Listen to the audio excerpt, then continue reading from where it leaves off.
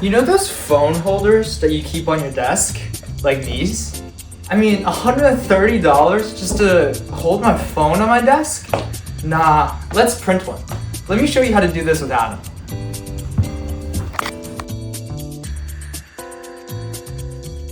Alright guys, to start using this, all you have to do really is to describe the type of object I want. Right now, I'm thinking, my iPhone is about 80 millimeters in width, and I kind of want a block on the side just to support it. So I'm just gonna say, create a block that is 80 millimeters by 10 millimeters by 150 millimeters. 150 millimeters of the height, the thickness, and voila, Adam will quickly render this. Next thing I kind of want to do is maybe tilt this panel like back 20 degrees. So I'm just going to say tilt the panel back 20 degrees. And when I do that, you can see that it's probably going to just lean it a little bit backwards.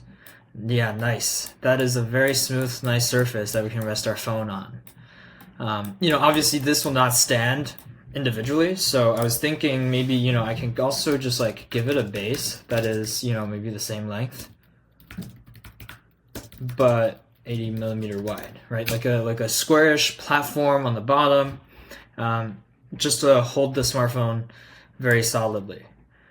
This is looking pretty good so far. I'm noticing a few things we can make changes on it. I can say maybe make the base a little bit thicker.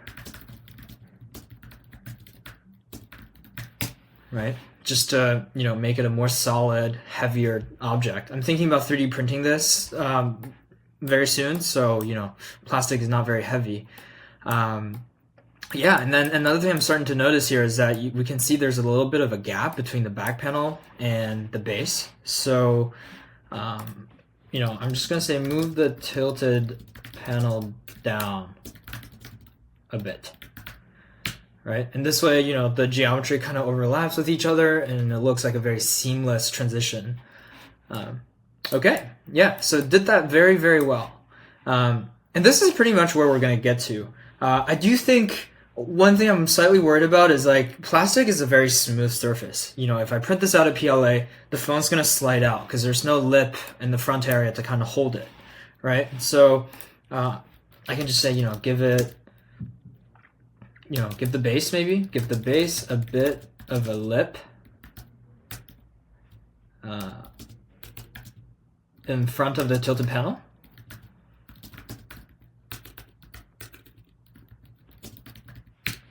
And yeah, so it's going to be like this, and then a little bit of a tilted ledge on the front. Okay, I think I said it on the other side.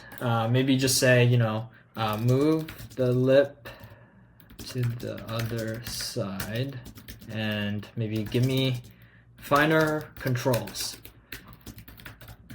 And the nice thing about Atom is you can see every time I say something and add a feature to it, it kind of generates like a parameter panel on the right side. So it did exactly what I requested, but say I want to make the height a little bit lower, like say 10 millimeters. I can drop that height.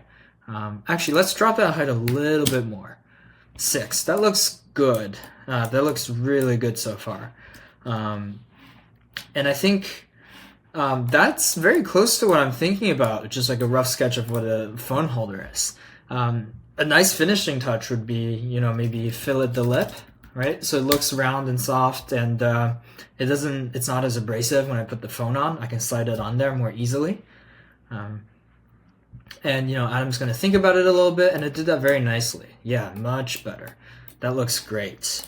And then the one last trick I want to talk to you guys about today is I can just say increase resolution. And when I do that, it will make the lip smoother. Resolution is kind of like an internal parameter inside of Atom. So when I say make it smoother, you can see the filleted edges are perfectly round now, which is super, super nice. And yeah, that is the phone holder we made today. It's great. I can print it out, and I'll see you guys when I print the phone holder out.